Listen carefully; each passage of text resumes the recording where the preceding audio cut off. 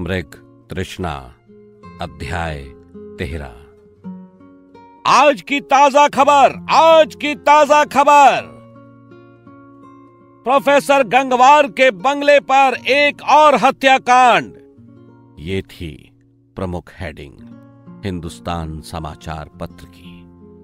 दैनिक जागरण, बंगला बना रहस्य, पंजाब केसरी, अजीत महानवे, देश का लाल, नव भारत टाइम्स। संपूर्ण विश्व की नजरें अब राजनगर पर। राष्ट्रीय सहारा और रहस्य गहराता चला गया। Hindustan times, come and see the Indians. Times of India, mystery goes on. और मशाल, रहस्य बन गया प्रोफेसर हंस गंगवार हत्याकांड। क्रांति, गहराता हुआ रहस्य प्रोफेसर हंस की मृत्यु का। इतना ही नहीं, पूरे देश की प्रिंट मीडिया के साथ साथ पूरी की पूरी इलेक्ट्रॉनिक मीडिया भी राजनगर पर टूट पड़ी थी। देश ही नहीं, विदेश में भी इस हत्याकांड ने सुर्खियां बना ली थीं।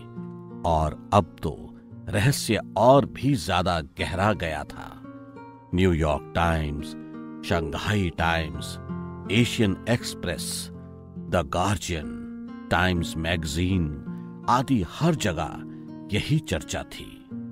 इंस्पेक्टर अजीत महानवे रातों रात अपनी मृत्यु के बाद दुनिया भर में जाना पहचाना नाम हो गया था।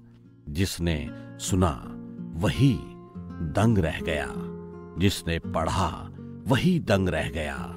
सारा संसार इस घटना पर इसका स्तब्ध था। चारों दिशाओं में अफरा तफरी का माहौल था। वातावरण में गर्मी व्याप्त हो चुकी थी। इस घटना से भारतीय संसद तक हिलकर रह गई।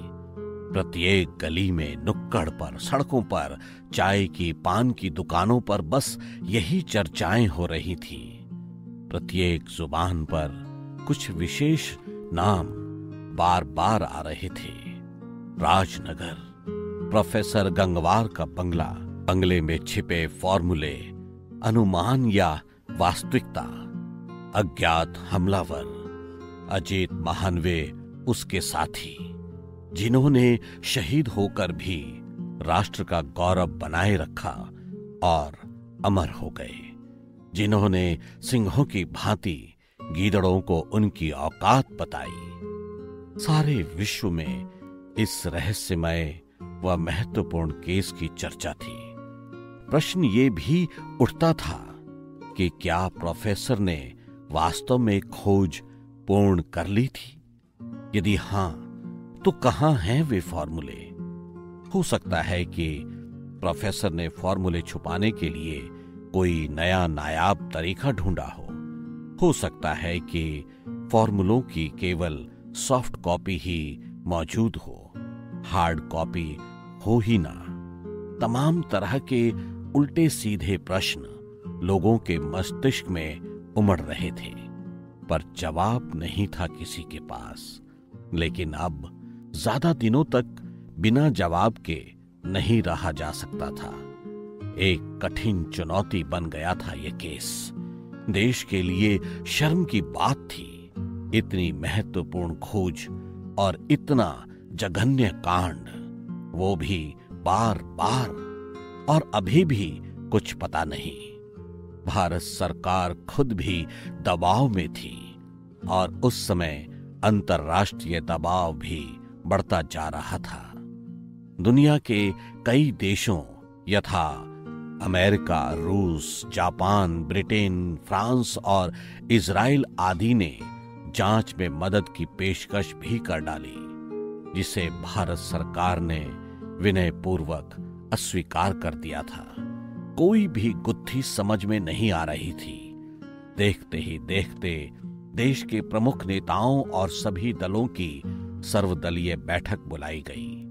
लंबे समय के बाद पहली बार राष्ट्रीय हित के लिए सभी दल राजनीतिक कटुता भुलाकर एक साथ आ गए थे। पर्याप्त विचार विमर्श के उपरांत ये केस सार्वजनिक तौर पर सीबीआई को सौंप दिया गया। राजनगर के एसपी सुरेश वाडिया को सस्पेंड कर दिया गया। यद्यपि सरकार ने अपनी गलती को भी स्वीकार किया और ये माना कि केस पहले दिन से ही सीबीआई को हैंडल करना चाहिए था। इंस्पेक्टर अजीत महानवे की जगह तेज तर्रार अफसर अतुल सचान को मिली और सीबीआई ऑफिसर मनोज मिंथ को इस महत्वपूर्ण कार्य के लिए चुना गया। मनोज मिंथ एक तेज तर्रार बेहद खतरनाक शख्स, अपराधियों के लिए वहिशी दरिंदा, इंसानों के लिए इंसान। कद 5 फुट 5 इंच, चेहरा गोल, काली चमकदार आंखें, चौड़ा सीना, मजबूत भुजाएं, बाल भूरे, इरादे मजबूत।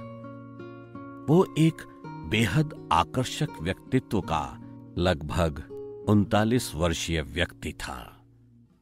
वो असंख्य अपराधियों को उनके अंजाम तक पहुंचा चुका था।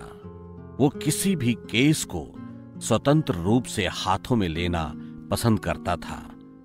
अपने साथ केवल एक नमूना रखता था।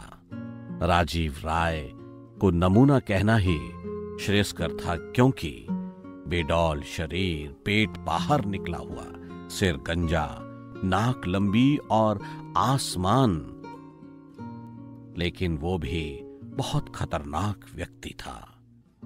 अपने काम के प्रति पूर्णतया समर्पित मनोज मिंथ और राजीव राय की ये जोड़ी कई असंभव से लगने वाले कार्यों को संभव बना चुकी थी।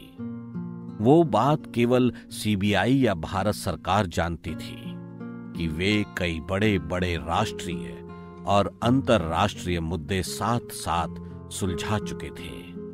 अपराध जगत इन दोनों के नाम से व्याकुल हो उठता था, पर लोगों का ये भी मानना था कि जब मनोज मिंथ और राजीव रॉय हल्के फुल्के मूड में हो तो उनकी बातें सुनने वाला कोई भी शख्स या तो उन्हें पागल घोषित कर देगा या खुद पागल हो जाएगा, क्योंकि दोनों ही बेसिर पैर की बातें करने में माहिर थे। कभी कभी तो बड़े से बड़े दुश्मन के छक्के वे अपनी बातों से ही छुड़ा देते थे, लेकिन दिखने में जितने भोले भाले नजर आते थे, व्यवहार में उतने ही अधिक खतरनाक थे। आज जबकि इस महत्वपूर्ण केस के लिए उन्हें चुना जा चुका था, इस फैसले से अनभिज्ञ दोनों ही हल्के फुल्के मूड में मुंबई के एक होटल में बातें कर रहे थे। अध्याय 13 समाप्त होता है।